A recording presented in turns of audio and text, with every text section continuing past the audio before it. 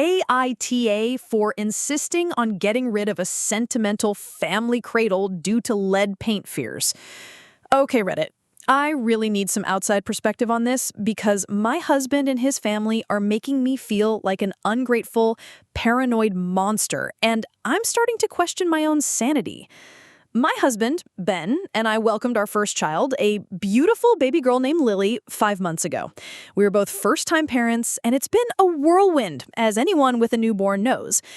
Ben's parents, especially his mom, Clara, have been absolutely over the moon. Lily is their first grandchild, and they've been showering her with love, gifts, and visits.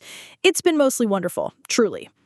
The problem started about a month ago, leading up to Lily's baptism. Ben's mom, Clara, called us, practically bursting with excitement. She said she had a very special gift for Lily, something that had been in Ben's family for generations. She described it as an antique wooden cradle, hand-carved and painted by Ben's great-grandmother for his grandmother when she was a baby. It had been passed down, used by several generations, including Ben himself, and had been carefully stored in their attic for decades, just waiting for the next baby. Honestly, it sounded incredibly sweet and sentimental. I love heirlooms and the idea of connecting Lily to her family history. We told Clara how touched we were and how much we appreciated such a meaningful gift. A few days later, they brought it over. And that's when my heart sank. The cradle itself is beautifully crafted, I'll give them that. It's solid wood with intricate carvings, clearly made with love and skill. But the paint, oh, the paint. It's a pale, faded yellow, and it's chipping. Not just a little chip here or there, but flakes of paint are visibly peeling off the rails, the headboard, the footboard, everywhere a baby might touch or, God forbid, chew on. It looks like it hasn't been touched in 80 years, which, to be fair, it probably hasn't. My stomach dropped immediately. My first thought, before even knowing for sure, was lead paint. It's common knowledge that homes and furniture built before the late 70s often contain lead paint, and this cradle is much older than that. Lily is already starting to mouth things, and the thought of her ingesting lead paint flakes sent a cold shiver down my spine. I tried to be delicate. "Oh, Clara, it's absolutely gorgeous. So much history. The craftsmanship is incredible," I started, trying to sound genuinely appreciative, which I was of the thought. Then I added, "I just worry about these paint chips, you know?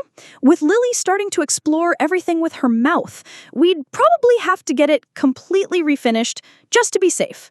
Clara waved her hand dismissively. "Oh, honey, don't be silly. It's just old paint. It's perfectly safe. We all slept in it. Ben slept in it, and he's fine." She laughed, a little too brightly, as if my concern was utterly absurd. Ben, bless his heart, backed her up.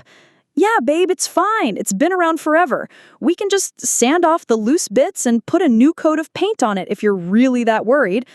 I tried to explain my concerns about lead dust during sanding and how even small amounts can be dangerous for babies and young children, especially for neurological development. I tried to bring up articles I had vaguely remembered reading, but they just smiled and nodded, patronizingly, making me feel like I was making a mountain out of a molehill. Clara even said something like, "Modern parents are just so paranoid these days. Back in my day," you know, the usual. I didn't push it further that day. The cradle is now sitting in Lily's nursery, taking up space, and every time I look at it, I feel a wave of anxiety. It's a beautiful piece, but the potential health risk is truly terrifying to me. I can't imagine putting my baby in it, not even for a second. I brought it up with Ben again last night. I showed him some information I found online about the dangers of lead paint in antique furniture, specifically for infants. I explained that even if we tried to sand and repaint it ourselves, we could release lead dust into our home, which is arguably even worse. I told him my gut was screaming at me that this thing needs to be professionally tested, and if it's positive for lead, it needs to be properly remediated or, honestly, disposed of safely. He got really defensive. "You want to throw away a family heirloom? Something my great-grandmother made? That's insane! My name, it's perfectly good wood. We can just seal the paint or get someone to strip it properly. You're overreacting. It's just a bit of old paint, not plutonium." I argued that it's because it's old paint that it's a concern, and that a bit of old paint containing lead can have lifelong consequences for a developing brain. I said that no amount of sentimentality is worth risking our daughter's health. He accused me of being ungrateful, of disrespecting his family, and of being a helicopter mom before Lily is even old enough to walk. He said my mom would be devastated if she knew I was thinking of getting rid of it. And he also said that we'd already told them how much we loved it, so now it would look like we were just faking it. Now I feel awful. Am I being overly cautious? Is this a hill to die on? Is there a way to salvage this without risking Lily's health? Or am I the asshole for even considering getting rid of such a meaningful family gift? Update 1. Wow, Reddit. The response to my post was overwhelming and honestly a huge relief. So many of you confirmed my fears and shared similar experiences, which made me feel a lot less crazy. Thank you for that. The overwhelming consensus was unequivocally NTA, and that Lily's safety should come first. After reading through hundreds of comments, I felt a renewed sense of conviction. I knew I couldn't back down on this. The cradle was still in Lily's nursery, a silent, yellow-flaked elephant in the room, and I was actively avoiding even looking at it. I decided my next step had to be to get it tested. I didn't want to just make accusations without proof, even though the visual evidence was pretty damning. I looked up lead paint testing kits online and ordered a highly rated one. It arrived within a couple of days. I waited until Ben was at work one afternoon, mostly because I didn't want him watching over my shoulder, probably scoffing. I carefully followed the instructions on the kit, which involved scraping a small, inconspicuous area and applying a chemical solution that would change color if lead was present. The results were almost immediate and horrifyingly clear. Bright red, undeniably positive for lead. My hands were shaking as I took pictures of the test strip next to the cradle. My heart was pounding. It was confirmation of my worst fears. This wasn't just old paint. It was toxic old paint, actively chipping right where my baby would be sleeping and exploring. When Ben got home, I sat him down and, trying to keep my voice steady, explained that I had tested the cradle. I showed him the kit, the instructions, and then the bright red swab in the picture. He looked at it, and his face went from skeptical to pale. "No way," he muttered. "That can't be right. We used that. I used that. Are those kits even accurate?"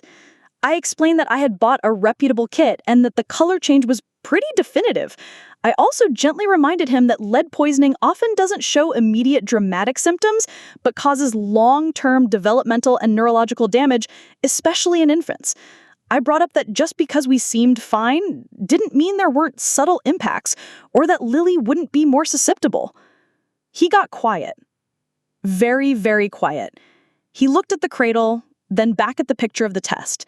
He seemed to finally process the gravity of it. He didn't immediately apologize or agree to throw it out, but the defensiveness was gone, replaced with a deep concern. "So, what do we do?" he asked finally, his voice subdued. I suggested we call a professional lead abatement company for a consultation. Even if we didn't go through with full abatement, I wanted to understand the safest way to handle it, whether that meant encapsulation, stripping, or disposal. I also mentioned the idea of just buying a new, safe cradle and perhaps repurposing the heirloom cradle as a display piece after it's been professionally sealed and made safe for decoration, not for a baby. Then agreed to the consultation, which felt like a huge win, even if it was a small step. He didn't want to tell his mom yet. "Let's just figure out the facts first," he said. I think he's dreading her reaction as much as I am, if not more, because it's his family. The consultation is scheduled for next week. I'm feeling a mix of relief and dread. Relief that Ben is finally on board with taking it seriously, but dread about the potential cost, the conflict with his mom, and the emotional toll of dealing with a contaminated heirloom. I'm still navigating the AITA question in my head, but for now, my priority is Lily's safety. I'll update after the professional consultation. This is much harder than I anticipated. Final update. It's been a whirlwind since my last update, and things have escalated, then finally, thankfully, started to calm down. The lead abatement specialist came to our house. They confirmed, with their fancy equipment, what my home kit had already told me. The cradle was absolutely riddled with lead paint. Not just a little bit, but dangerously high levels, especially on the top rails and inside where a baby would be most likely to touch or mouth it. The specialist explained that even sanding it ourselves would be a massive hazard, releasing toxic dust throughout our home, and attempting to strip it without proper containment and ventilation would be equally risky. Their recommendation for using it for a baby was a firm, absolutely not. They offered a quote for full abatement and repainting, which was astronomical, far more than a brand new, top-of-the-line crib would cost. And even then, they couldn't guarantee all traces of lead dust would be gone if any small particles had worked their way into the wood grain. They also explained the safest disposal methods if we chose not to remediate it. Ben was visibly shaken during the consultation. Hearing it from a professional with all the scientific details and stark warnings finally solidified it for him. He looked at me, a silent apology in his eyes, and just nodded. "Okay," he said to the specialist. "Thank you. We'll need some time to think about this." Later that evening, we had a very long, very emotional conversation. Ben admitted he'd been wrong to dismiss my concerns. He said he felt terrible that he'd ever accused me of being paranoid. He explained that the cradle had just meant so much to him and his mom, and he hadn't wanted to believe it could be a danger. He felt guilty for potentially exposing me and Lily to risk by having it in the house. We agreed the cradle could not, under any circumstances, be used for Lily. We decided that attempting abatement was not financially sensible, and honestly, the idea of having a once-toxic item, however remediated, in her sleep space just felt wrong. The hard part was telling Clara. Ben volunteered to do it, which I appreciated immensely. He called her the next day. I heard his side of the conversation, which was mostly him calmly explaining the professional assessment, the test results, and the dangers. Her side, which I could hear faintly through the phone, started with disbelief, moved to anger, they're just trying to get money out of you, then to deep sadness and resentment. She kept reiterating, "But we all used it. We're all fine." Ben just kept repeating the facts. The call ended with Clara saying she needed time to process this. She refused to take the cradle back, saying it was Lily's now, and if we wanted to be so extreme as to throw away a family treasure, that was our choice. She hung up on him. For about 2 weeks, things were incredibly tense. Clara barely spoke to us, only sending curt texts about Lily's well-being. Ben was upset, but stood firm. He told me, "Her feelings are hurt, and I get it, but Lily's health is more important than anyone's feelings right now." He truly came around, and that solidified our bond even more. After 2 weeks of silence, Clara called. Her voice was still a little strained, but she was calmer. She said she'd talked to some of her friends, and surprisingly, a few of them mentioned similar issues with old furniture and lead paint. One friend even admitted to having an antique toy chest tested that came back positive. I think hearing it from her peers, rather than just from me, the paranoid modern mom, helped her accept it. She didn't apologize for her initial reaction, but she did say, "Look, I still think it's a shame, but I understand you have to do what you think is best for your baby. It just hurts that such a special gift can't be used."